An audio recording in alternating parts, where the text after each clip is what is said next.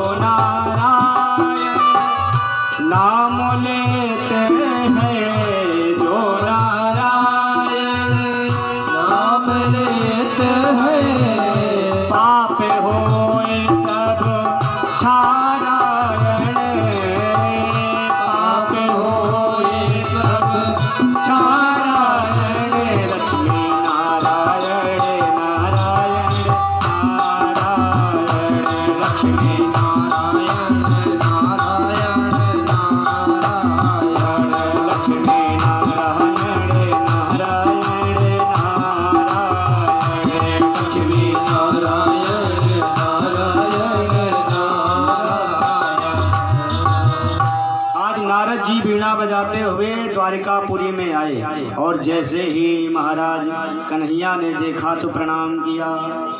नारद जी संत हैं। आसन दे धोए चरण, चंदन ले पाभाल, ले आए फिर प्रेम से खड रस भोजन थाल। स्वागत किया, सम्मान किया। और इसके बाद में जब नारद जी इंद्रलोक से आ रहे थे तो महाराज बोले कि प्रभु के पास जा रहा हूँ तो कुछ लेकर के जाना चाहिए, भाई कहीं जाया जाता कुछ ना कुछ। तो नारद जी फक्कड़ आदमी, फक्कड़ संत कुछ है तो है नहीं। तो महाराज आ रहे थे तो स्वर्ग में एक पारिजात है जिसको कल्प वृक्ष बोलते हैं। तो कल्प वृक्ष का पुष्प भगवान नारद जी ने ले लिया और पुष्प लेकर के आए तो भगवान को वही भेंट कर दिया और सारी की सारी बात बता दी। प्रभु बहुत आतंक मचा रखा है इस भौमासुर ने, इसलिए प्रभु उसका उद्धार करो। मैया अदिति के कवच कुंडल को इसने छीन लिया, कल्याण करो प्रभु इसका। और इतना कह करके वो पुष्प जो था पारिजात का भगवान को भेंट कर दिया और प्रभु हम जा रहे हैं। भगवान को प्रणाम करके आगे बढ़े नारद जी। तो फिर मन में विचार आया, लाओ देवताओं का तो काम हो गया, अब अपना भी काम कर लो। नारद जी का काम क्या है आप लोग तो जानते हो, जहाँ महाराज आग ना लग रही वहाँ चिंगिया तो छुआ ही दे। बोलो राधे राधे। हाँ, आग तो लगाई तो माचिस तो लगा ही देते हैं। तो बोले इसको अब इसके बाद किसको टारगेट बनाया जाए? बोले हाँ, मेरी एक शिष्या है जिसका नाम है सत्यभामा। ध्यान से सुनना।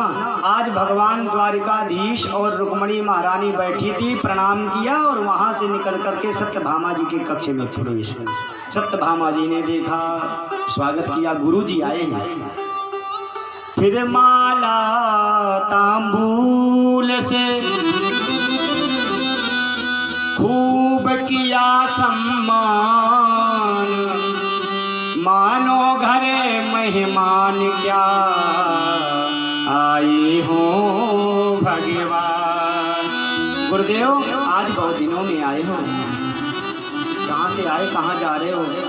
नारद जी बोले सुनो देवी, एक बात बता रहा हूँ। बोले आजकल प्रेम नहीं रहा, इसलिए जाने में कहीं मन नहीं लगता है। सत्यभामा जी ने कहा प्रभु ऐसा क्या हो गया?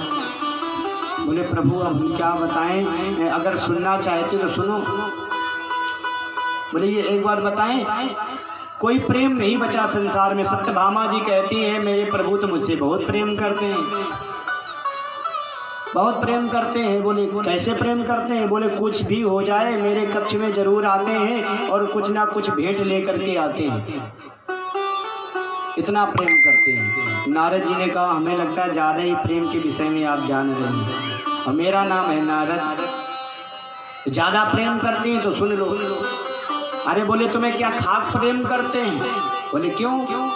बोले ये बताओ, आज हम स्वर्गलोक से आ रहे हैं पुष्प एक लेकर के, पारिजात का पुष्प, और वह पुष्प क्या किया भगवान ने, मैया रुक्मणी जी बैठी थी उनको पुष्प दे दिया, लेकिन तुम्हें पुष्प नहीं दिया। सत्यभामा जी बोली प्रभु इसमें कौन सी बड़ी बात है? अरे कोई बात नहीं, पुष्प ही तो दिया था और तो कोई बात नहीं। नारद जी मन में सोचा हमें लग रहा ये लड़ाई तो करेंगे नहीं, झगड़ा तो करेंगे नहीं।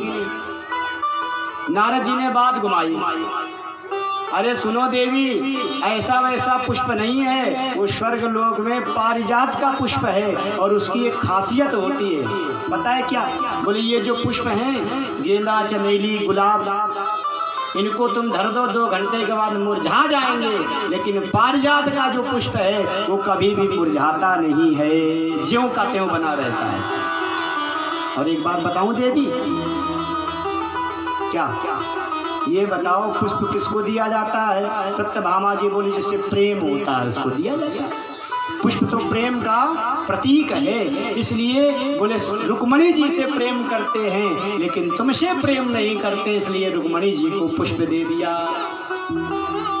अच्छा ऐसी बात है तो आने दो प्रभु को। सत्यभामा जी नाराज हो गई। नारद जी बोले मेरा काम हो गया देवी, हम चलते हैं, श्रीमन्नारायण श्रीमन्नारायण श्रीमन्नारायण। और इतना कह करके नारद जी चले गए। सारे गहने उतार दिए, सारे वस्त्र उतार दिए और महाराज काली धोती पहन करके, महाराज साड़ी पहन करके एक भवन में जा करके, को भवन में जा करके बैठ गए।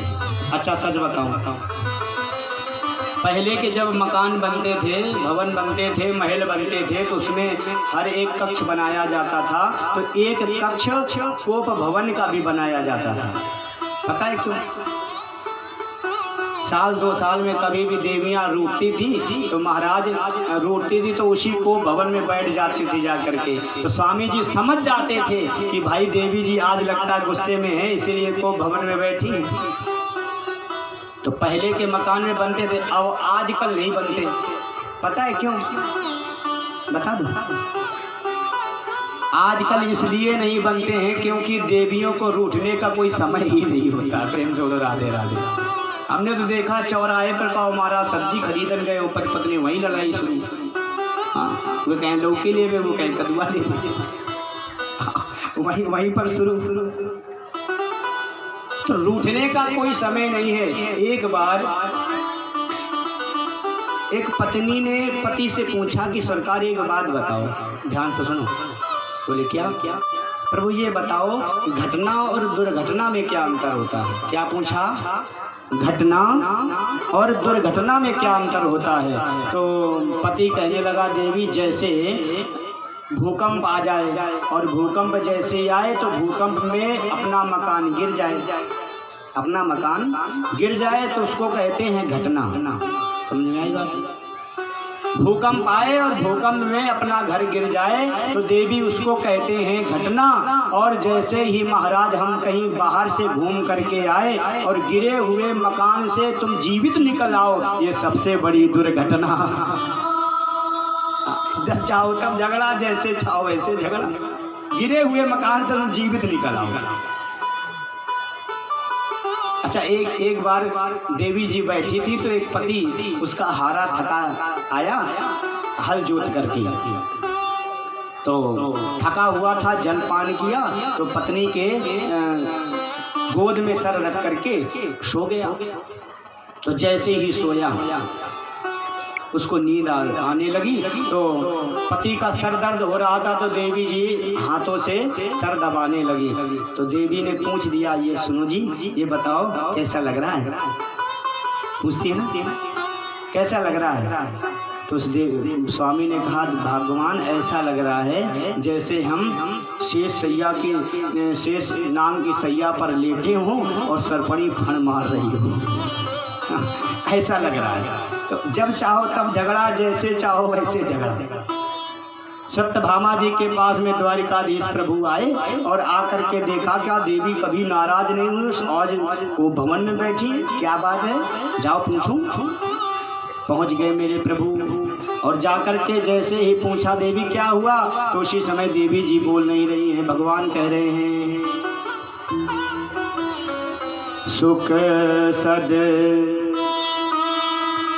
सुख सदनी आज दुखी कैसी, सुख सदनी आज दुखी कैसी, हंसमुखे है आज बेरुखा है।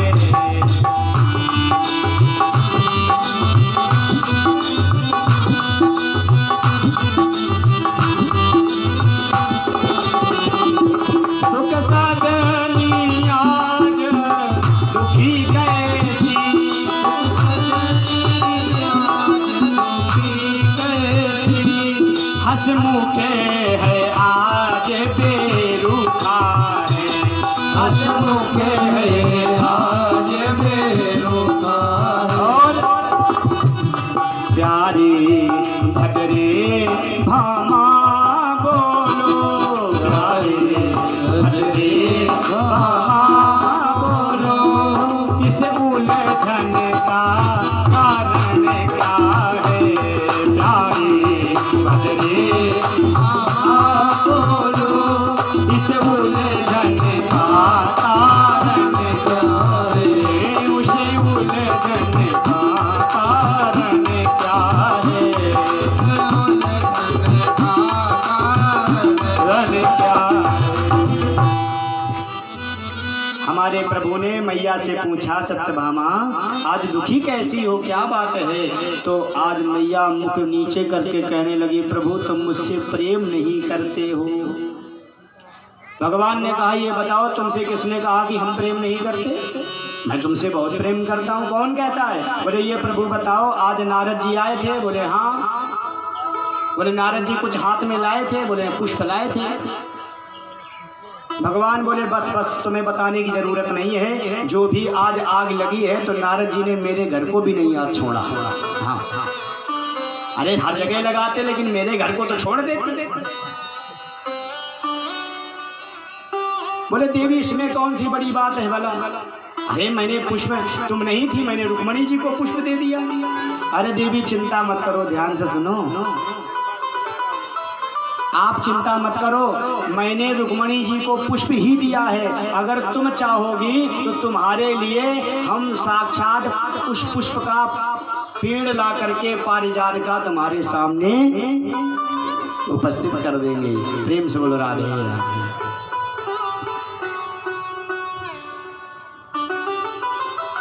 प्रसाद प्रसाद।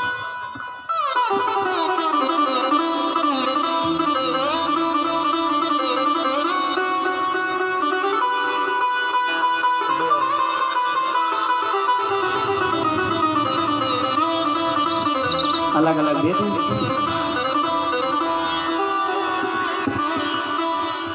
बोले गोविंद भगवान की। तो देवी तुम चाहो तो तुम्हारे लिए हम साक्षात पारिजात का वृक्ष ही तुम्हारे आंगन में गाड़ दें। तो देवी सत्यभामा जी कहने लगी, सुनो तो ऐसा करो, आप जाओ जल्दी से मेरे लिए कल वृक्ष लेकर के मेरे आंगन में गाड़ो। अच्छा कौन ऐसी भाग्यवान देवी होगी जो अपने पति से कहे तुम जिंदा चले जाओ स्वर्ग पर? ऐसी कोई देवी होगी जो जिंदा पर ही अपने पति को स्वर्ग भेज दे? लेकिन 3 हट तो बहुत खराब होती हैं। बोलो प्रेम से बोलो राधे राधे। हाँ बहुत हट खराब होती है। तो सत्यभामा जी से कहा अगर तुम्हें लेना है तो